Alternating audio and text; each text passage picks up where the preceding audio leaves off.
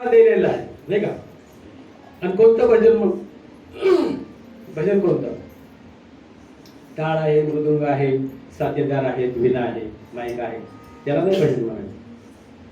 हे साथीदार आपल्याला आवश्यक आहे, पण ते बाह्य भजन आहे, लक्षात ठेवा. बाह्य भजन आहे आणि अंतर्भजन वेगळं आहे. अंतर्भजन वेगळं आहे आणि ते अंतर्भजन समजून घ्यायचं आहे. त्याला कुणाची गरज लागत नाही, तो एकटाच बसतो. ठाईच वैसुरी कराई कचस्त आवडी अनंत आळवा, तो वेगळं भजन आहे ते. मग त्याने जरी ते आपल्या हा देह दिलेला आहे, याच देहाने आपल्याला देव होता येतं. काय होता येतं? यांचे देह कोणासारखे होत? आपल्यासारखे नव्हते का? देव होऊन बसले नाही. मग आपण का नाही? आपण विचार करत नाही ना. ते झाले, आपल्याला काय करायचं? आणि ते जर झाले तर आपण काय होत नाही? कारण प्रपंच सुटत नाही ना. मी आणि माझं सुटतच नाही. जेव्हा मी आणि माझं सुटेल तेव्हा तुम्ही होणार ना. नरदेह निगान निधान लागले हाती, उत्तम सार उत्तम गती, देवाची होईल म्हणती ते होती, तरी चित्ती का न धरावे. आपण काय करतो? चित्तामध्ये धरत नाही, म्हणून आपण होत नाही. तर व्हायला काय हरकत नाही. सोपा मार्ग आहे. तुका म्हणे सोप्या ये सर्वा म्हणे, पण शहाणा तो धनी घेते. मग कोण शहाणा? व्यवहारात सगळे शहाणे, पण परमार्थामध्ये शहाणे पाहिजे.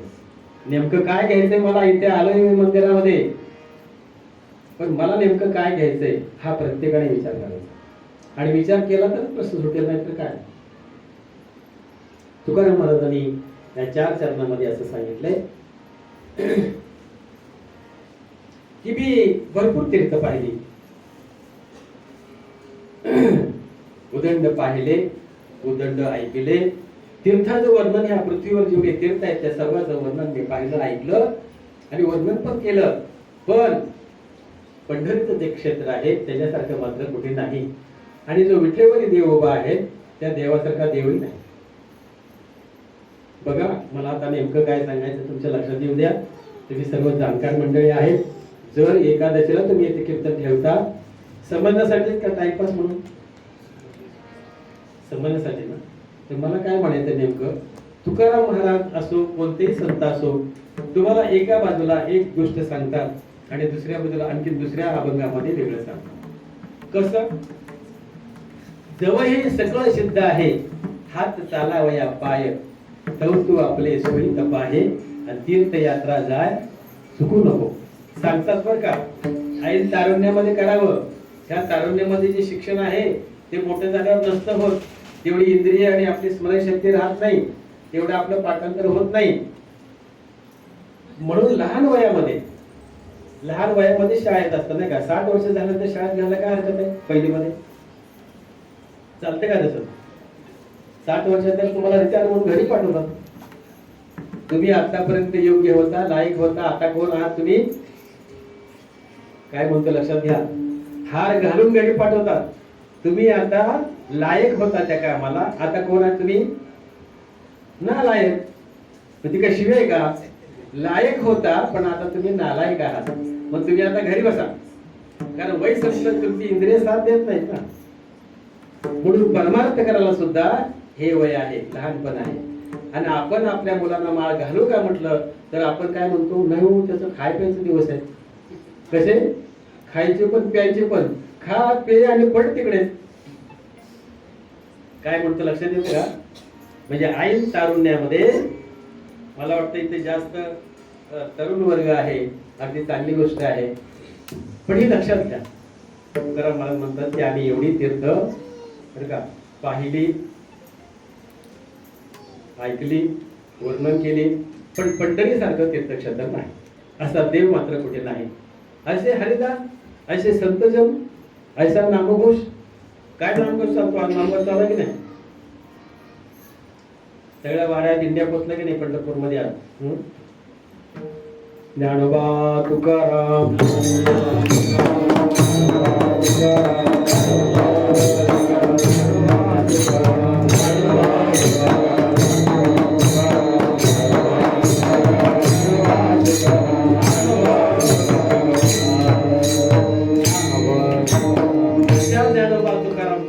त्या दिंड्या पोचल्या. आज पंढरीमध्ये त्याच्यामध्ये आनंद उत्साह आहे बरं का.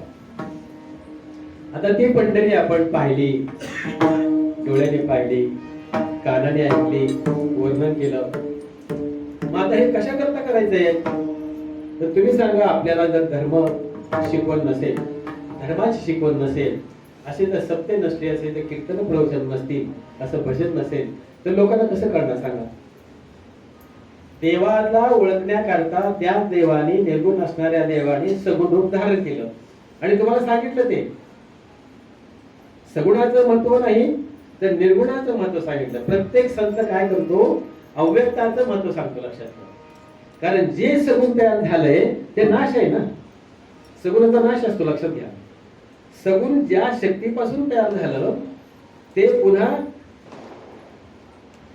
त्यांचं जे वैकुंठ धाम आहे की नाही, कुठे आहे वैकुंठ धाम? वैकुंठ धाम कुठे आहे?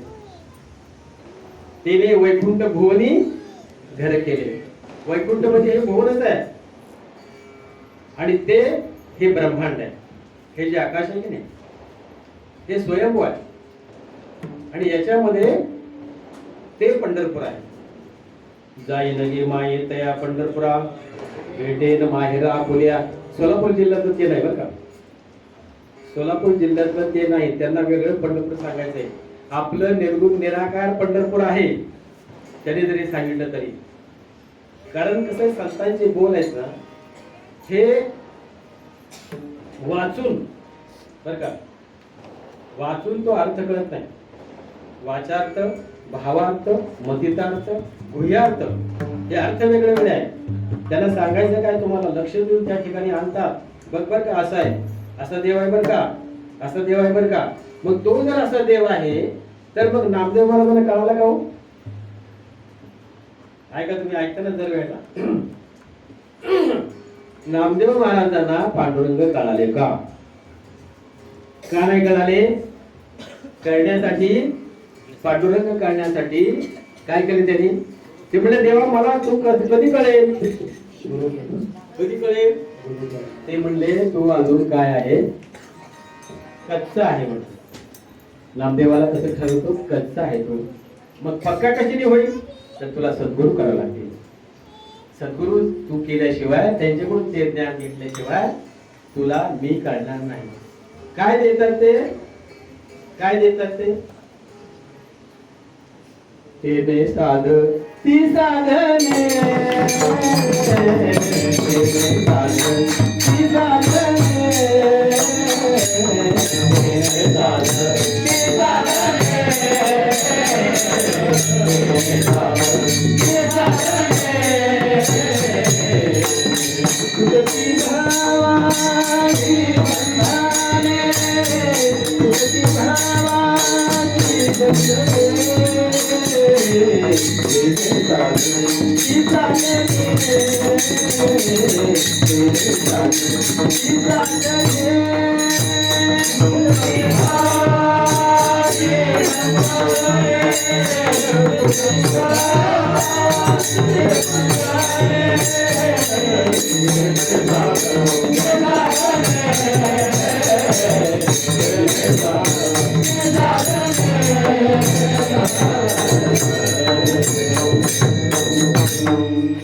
पांडुरंग परमात्मा नामदेव महाराजांना म्हणाले की मी करण्यासाठी तुला सद्गुरू करावा लागेल.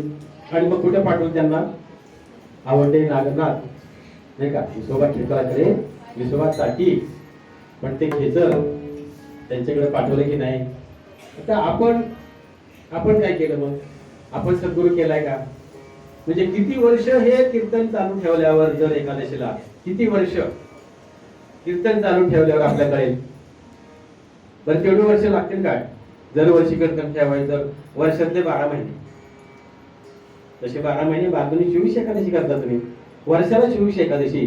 मग किती वर्ष झाले हे करता येते? हा, 3 वर्ष. मग 24 रे किती झाले?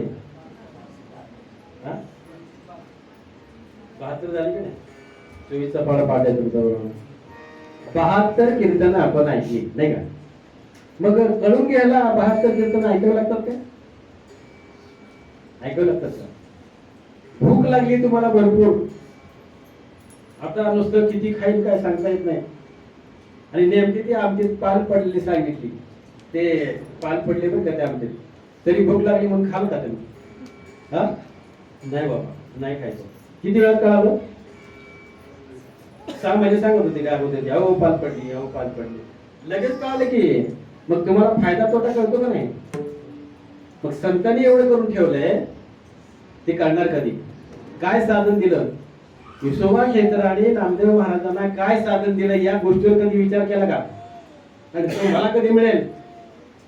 त्यांना जर त्यांच्याकडून ते साधन मिळालं, मला मिळेल का? हो, मिळेल ना. आहेत तू पण आजही 750 वर्षापूर्वी जरी त्यांना सांगितलं असलं तरी ते साधन आजही आहे, हे लक्षात घ्या.